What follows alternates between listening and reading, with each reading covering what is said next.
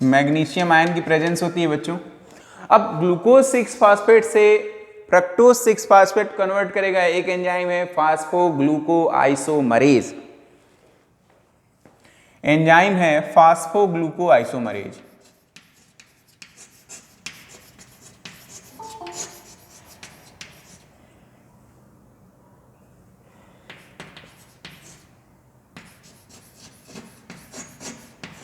फास्फोग्लूकोआइसोमरेज enzyme convert क्या कर देगा ग्लूकोज 6 फास्फेट को फ्रक्टोज 6 फास्फेट में।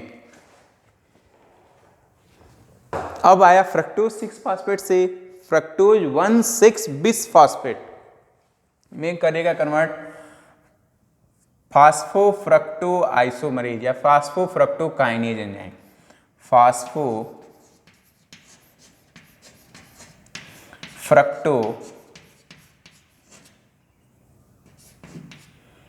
फ्रक्टोकाइनेज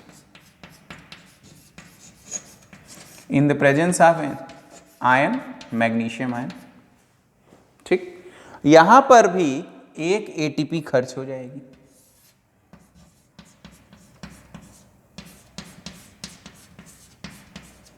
अब आप लोग ये सोच रहे होंगे कि सर रेस्पिरेशन की प्रक्रिया तो फाइनली एटीपी को बनाने की है और आप एटीपी खर्च करे जा रहे हैं।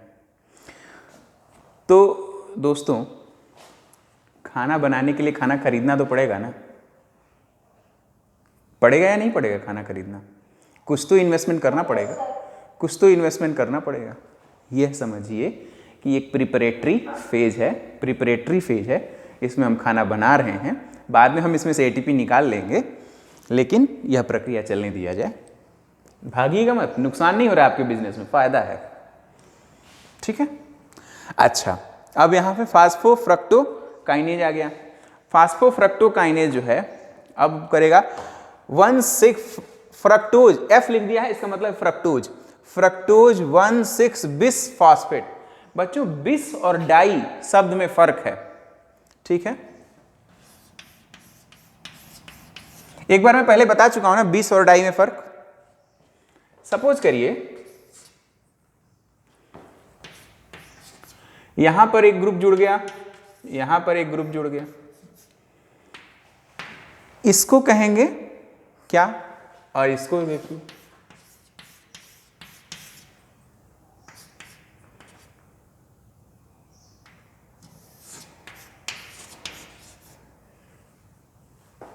ठीक, दो OH, दो ग्रुप जोड़ दिया एक जगह पे और दो अलग अलग।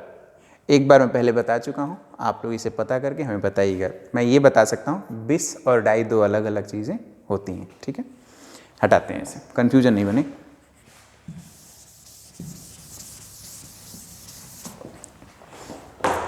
ऐसा नहीं है कि मैं पूछूंगा नहीं, मैं पूछूंगा, आप लोग पढ़ के बताइएगा हमें। फ्रक्टोज 1,6 बिस फास्फेट से दो पार्ट में बढ़ जाएगा, क्या ये चला जाएगा डाई हाइड्रोक्सी एसीटोन फास्फेट बना लेगा और कुछ हिस्सा इसका बनाएगा ग्लिसरैल्डिहाइड 3 फास्फेट। यहाँ एक मोल से शुरू किए हैं, एक मोल है मैंने एक मॉलिक्यूल था जो कि 6 कार्बन का था बच्चों, ठीक है। यहाँ भी एक ही मॉलिक्यूल है 6 कार्बन का है।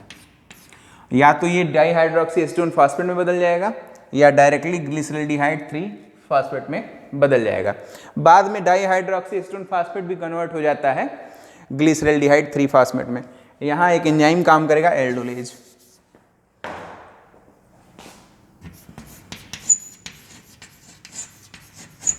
यहाँ एक एंजाइम काम करेगा एल्डोलेज, एंजाइम यहाँ काम करेगा।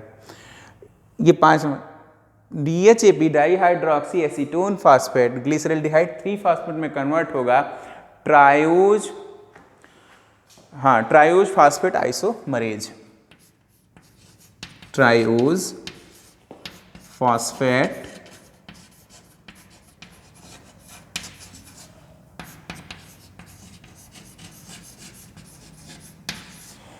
एंजाइम है यहाँ पे डाई हाइड्रोक्सी एसीटोन फास्फेट को कन्वर्ट करना है ग्लिसरैल्डिहाइड 3 फास्फेट में। कौन कन्वर्ट करेगा? Triose phosphate isomerase. यहाँ भी कितने 1 मॉलिक्यूल है 6 कार्बन का, ये ध्यान देते रहिएगा। यहाँ भी एक मॉलिक्यूल 6 कार्बन का। बच्चों दो चीज़ें हुई हैं ना, कितने प्रोसेस हो गए, एक स्टेप, दो स्टेप, तीन, चार और पांच स्टेप। यह पांच स्टेप, इसको हम कहेंगे प्रिपरेटरी फेज, प्रिपरेटरी फेज, इसमें खाना बन रहा है।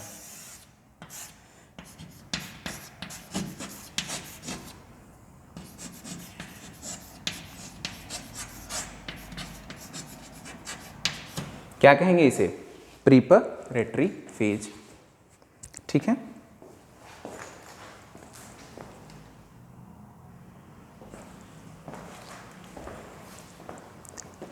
अब इसके बाद हमने इन्वेस्टमेंट कर दी, खाना हमारा तैयार है, ग्लिसरॉल्डिहाइड 3-फॉस्फेट। अब 5 नंबर के बाद से जब शुरुआत होगी तो होगी 6 से लेकर के 5 से 6 से लेकर के 10 तक के जो स्टेप होंगे वो होंगे पे ऑफ फेज, इसमें एटीपी रिलीज भी होगी। यहाँ तक नोट कर लिया है, हटा दें यहाँ से। ऐसा करते हैं, ग्लिसरॉल्डिहाइड 3-फॉस्फेट से यहाँ से लिखना शुरू कर देते हैं, ठीक है। तो यहाँ आप लोगों को ज़्यादा आसानी हो जाएगी, मिटेगा नहीं। तो मैं यहाँ से ग्लिसरॉल्डिहाइड 3-फॉस्फेट को यहाँ फिर से लिख रहा हूँ बच्चों।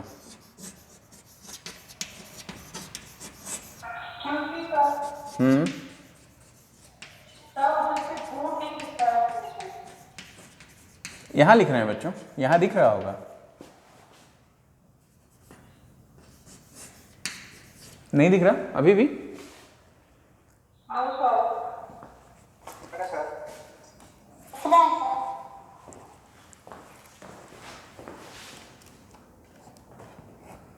दिख रहा है अभी?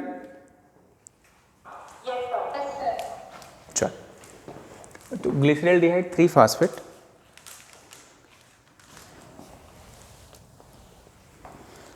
ये सेम है। आप लोगों के पास अगर लंबी चार्ट होगा या लंबा कॉपियाँ होगा तो डायरेक्ट यहीं से कैरी ऑन कर लीजिएगा, क्योंकि मेरा बोर्ड छोटा है तो मैं यहाँ से कर रहा हूँ, ठीक। ग्लिसरॉल्डिहाइड 3-फॉस्फेट को कन्वर्ट करा लिया जाएगा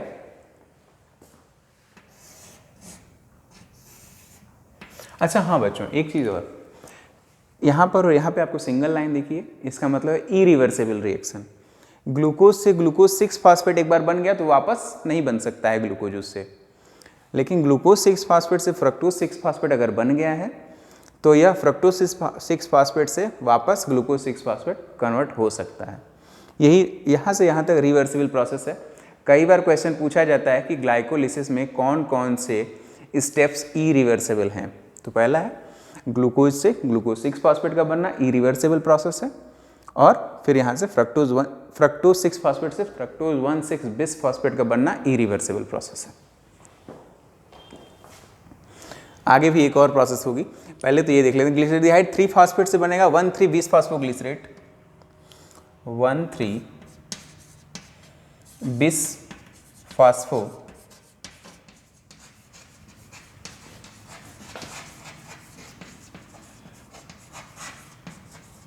ठीक, 1,3-बिस-फॉस्फोग्लिसरेट। यहाँ पर 2NADH का निर्माण होगा 2NAD+ से,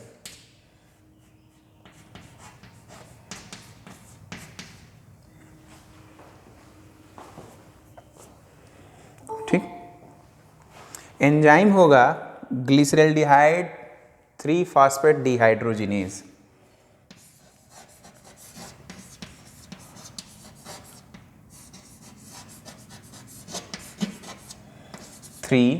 फॉस्फेट डिहाइड्रोजिनेज,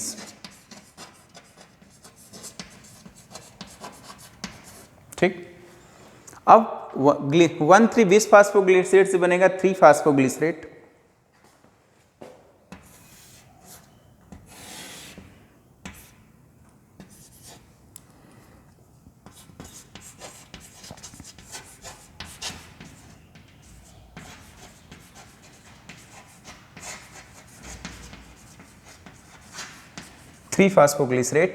और यहाँ पे 2 ATP बन जाएगी। तो 2 ATP बनी है तो 2 ADP प्लस PI लगा होगा, इनऑर्गेनिक फास्फेट, IPV कहते हैं इसे, ठीक है। एंजाइम है फास्फोग्लूकोकाइनेज,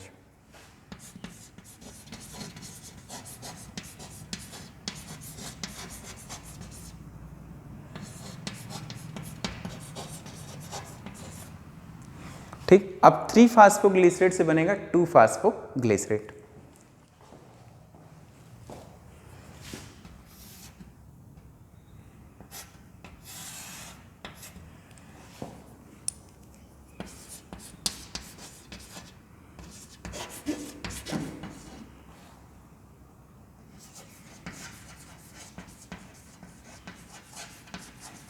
थ्री फास्फोग्लिसरेट से बनेगा 2 फास्फोग्लिसरेट।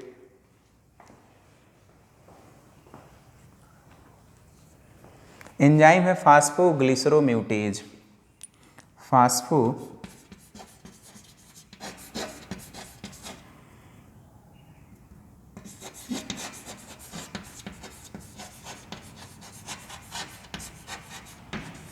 एक मजेदार बात बताना है आप लोगों को, हमारी आरबीसी में न्यूक्लियस नहीं पाया जाता। पाया जाता है क्या? आप में से किसी में पाया जाता है आरबीसी में न्यूक्लियस?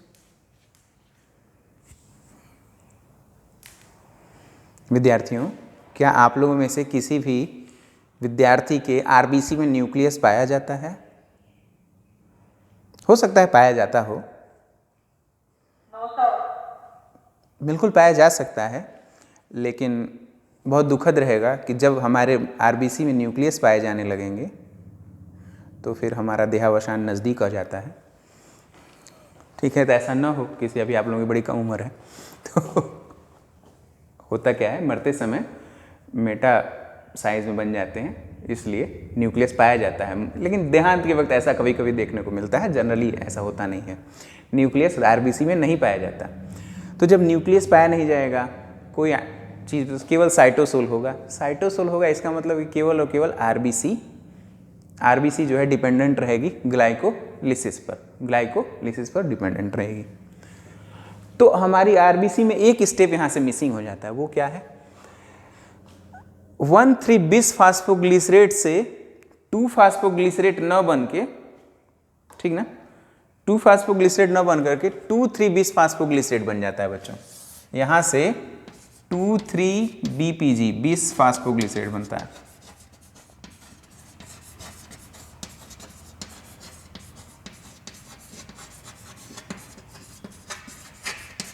लेकिन in case of RBC, in case of red blood corpuscles RBC, 1,3 बिस फास्फोग्ला से पहले बनेगा 2,3 बिस फास्फोग्लिसरेट, उसके बाद वापस जाके बनेगा। तो इससे नुकसान क्या हुआ? अगर 1,3 बिस फास्फोग्लिसरेट से डायरेक्ट 3 फास्फोग्लिसरेट बनता तो 2 एटीपी भी इसको मिल जाते। इन्होंने क्या किया, नहीं हम तो चौराहे से घूम के जाएंगे। चलो भैया घूम लो, तो नुकसान भी झेलोगे तुम।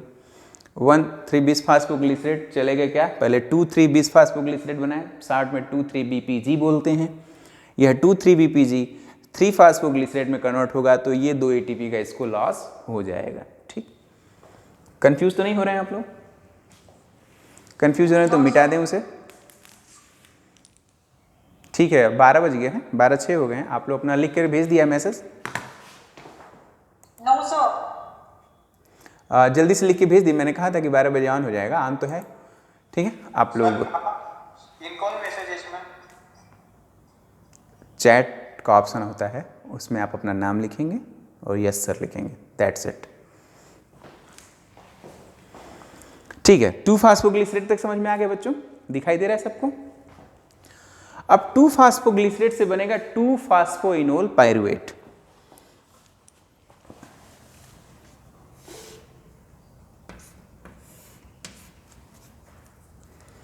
जल्दी से कर लो, कुछ बच्चों को अटेंडेंस दे करके तुरंत निकलना भी होता है भाई।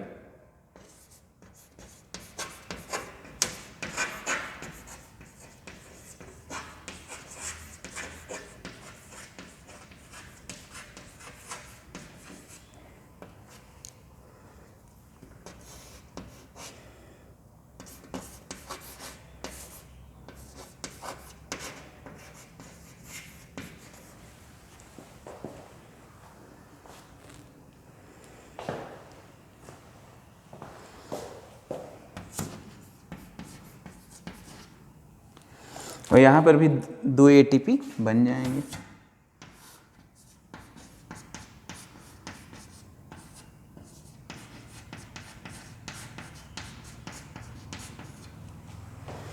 फास्फोग्लिसरोम्यूटेज अब हो जाएगा इनोलेज और पायरुवेट काइनेज। यहाँ पे एंजाइम होगा इनोलेज और यहाँ पे होगा पायरुवेट काइनेज।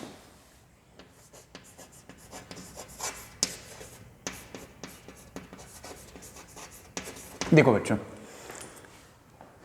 बन गया 2 ATP 2 4 ATP 2 लग गए, ठीक है। तो ये 4 ATP यहाँ हो गए, 2 का लॉस हो गया, ठीक। फिर से समराइज कर देते हैं बच्चों। ग्लूकोज यहाँ देखिएगा ध्यान से, 6 कार्बन का 1 मोल लिया। ग्लूकोज से ग्लूकोज 6 फास्फेट हेक्सोकाइनेज एंजाइम की प्रेजेंस में, मैग्नीशियम आयन की प्रेजेंस में 1 ATP लॉस हुआ, बन गया ग्लूकोज 6 फास्फेट। ग्लूकोज 6 फास्फेट से फ्रक्टोज 6 फास्फेट बना फास्फोग्लिसरो आइसोमरेज के द्वारा। फ्रक्टोज 6 फास्फेट से फ्रक्टोज 1,6 बिस फास्फेट एक वन वे रिएक्शन है, इरिवर्सेबल रिएक्शन है। यह क्या करेगा, ATP को खर्च करेगा, 1 ATP खर्च हुआ। एंजाइम था फास्फोफ्रक्टोकाइनेज, मैग्नीशियम आयन यहाँ भी मौजूद है। फ्रक्टोज 1,6 बिस फास्फेट एल्डोलेज एंजाइम की प्रेजेंस में या तो डाइहाइड्रोक्सी एस्टोन फास्फेट में कन्वर्ट हो जाएगा या फिर ग्लिसरल्डिहाइड 3 फास्फेट में कन्वर्ट हो जाएगा। कोई समस्या नहीं है, बाद में डाइहाइड्रोक्सी एस्टोन फास्फेट जो है ट्रायोज फास्फेट आइसोमरेज की प्रेजेंस में ग्लिसरल्डिहाइड 3 फास्फेट में वापस कन्वर्ट हो जाएगा। यहाँ तक हो गई। यहाँ तक हमने केवल इन्वेस्टमेंट किया, इसीलिए इसे कहेंगे प्रिपरेटरी फेज। Preparatory phase. अब आइए वही चीज़, यहाँ ग्लिसरल्डिहाइड 3 फास्फेट यही वाला वहाँ पर ले आए, जगह नहीं थी इसलिए। Glyceraldehyde 3 phosphate glyceraldehyde 3 phosphate dehydrogenase enzyme की प्रेजेंस में 2 NADH बनाएगा और बदल जाएगा 1,3 बिस फास्फोग्लिसरेट में, ठीक। 1,3 बिस फास्फोग्लिसरेट में 1,3 बिस फास्फोग्लिसरेट से 2 ATP बनेगा और आगे चलेगा 3 फास्फोग्लिसरेट बन जाएगा। यहाँ पे एंजाइम होगा फास्फोग्लूकोकाइनेज, ठीक। यहाँ पे एक थोड़ा चेंजेस आते हैं। हमारे RBC के केस में क्या होता है, 1,3 बिस फास्फोग्लिसरेट से बनता है 2,3 बिस फास्फोग्लिसरेट बच्चों। 1,3 बिस फास्फोग्लिसरेट से 3 फास्फोग्लिसरेट डायरेक्ट नहीं बनता है RBC के केस में। किसके केस में बनेगा, क्या बन जाएगा फिर, 2,3 बिस फास्फोग्लिसरेट बनेगा और वहां से 2,3 बिस फास्फोग्लिसरेट वापस बनेगा 3 फास्फोग्लिसरेट। तो फर्क क्या आया, फर्क ये आया कि 2 ATP जो है लॉस हो गए। अगर डायरेक्ट आता तो 2 ATP बनता, ऐसे चौराहे से घूम के आए तो नहीं बनेगा। 3 फास्फोग्लिसरेट से बनेगा 2 फास्फोग्लिसरेट फास्फोग्लिसरोम्यूटेज की प्रेजेंस में। 2 फास्फोग्लिसरेट से बनेगा 2 फास्फोइनोल पायरुवेट, 2PEP बोलते हैं इसको। इनोलेज एंजाइम की प्रेजेंस में एक वाटर लॉस हो जाएगा यहाँ पे। 2 फास्फोइनोल पायरुवेट से बनेगा 2 पायरुवेट, पायरुवेट बन गया बच्चों, 2 ATP यहाँ मिल गए। अब ATP काउंट करते हैं। 2 है यहाँ पे, 2 है, 2 है। यह 2 मॉलिक्यूल 3 कार्बन, 2 मॉलिक्यूल है 3 कार्बन का। 2 पायरुवेट है, 2 मॉलिक्यूल 3 कार्बन का। 6 कार्बन का 1 मॉलिक्यूल है तो 2 3 6, यह भी 6 है। इसका मतलब कहीं कोई मॉलिक्यूल तो इधर उधर नहीं हुए हैं, कोई कार्बन लॉस नहीं हुआ है। 2 मॉलिक्यूल 3 कार्बन का बन गया। पायरुवेट क्या है, 3 कार्बन का कंपाउंड है, बन गया है। कितने लाभ हुए, 1 ATP यहाँ खर्च हो गया स्टेप 1 पे, ग्लूकोज से ग्लूकोज 6 फास्फेट पे, और फ्रक्टोज 6 फास्फेट से फ्रक्टोज 1,6 बिस फास्फेट में 1 ATP खर्च हो गया। पहले और तीसरे पर 1 ATP खर्च होता है। ध्यान देना बच्चों, एग्जाम में पूछता है पहले और तीसरे पर क्या खर्च होता है, 1 ATP खर्च होता है। 5वें से लेकर के, यानी ये 5वें और 6वें के बीच में बनता है क्या, ये 6 स्टेप है, 6वां, ये 7वां, 8वां, 9वां और 10वां। 10 स्टेप में पूरी ग्लाइकोलिसिस है। 5वें से 6वें के बीच में 2 NADH बनता है, ठीक। 6वें से और 7वें के बीच में क्या बनेगा, 2 ATP बनेगा। ये ATP हमें बना है, 2 ATP यहां बन गए और 2 ATP 10वें में बन गए। 4 ATP बने हैं, 2 ATP खर्च हुए। टोटल गेन ऑफ ATP कितना है, 2। गुड। और कोई, पक्का एक बार फिर से काउंट कर लो। कीर्ति काउंट करिए ठीक से, 4 ATP लाभ हुआ ना, सर 2 ATP हुआ। चलिए, तो टोटल कहाँ, क्योंकि 2 ATP पहले हम प्रिपरेटरी फेज में खर्च कर चुके हैं, तो जो पे ऑफ के 5वें से लेकर के 10वें तक के जो स्टेप्स हैं उसको हम लोग पे ऑफ, वो हमें पैसा देगा, तो हमें पे ऑफ फेज यहां कर देना है। पे ऑफ फेज में 2 एटीपी गेन हुआ,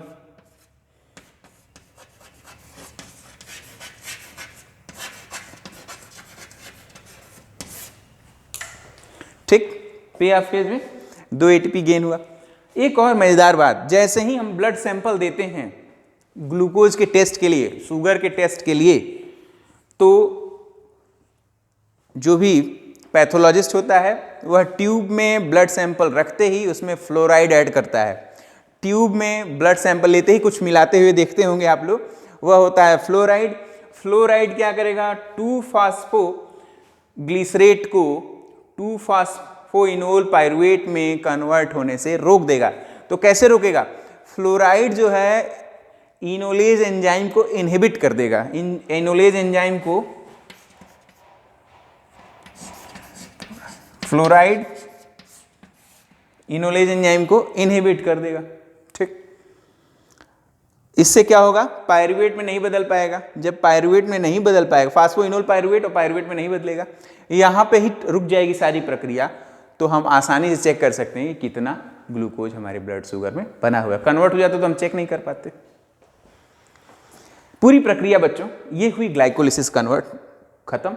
अब हम अगले दिन जब पढ़ेंगे नेक्स्ट टर्न पे, तो हम पढ़ेंगे पायरुवेट से कैसे एसिटाइल कोएंजाइम बनेगा। एसिटाइल कोएंजाइम को हम लोग टीसीए साइकिल में डालेंगे और टीसीए साइकिल से हम लोग बनाएंगे ऑक्सीडेटिव फास्फोरिलेशन में चलेंगे। ऑक्सीडेटिव फास्फोरिलेशन में यानी कि ETS, electron transport system, ATP बना देंगे। देखेंगे क्यों 30 to 32 एटीपी लगेंगे। ये सारी चीजें हम नेक्स्ट टर्न पे पढ़ेंगे। आज के लिए बस इतना ही, ठीक है। Thank you. समझ में आया बच्चों?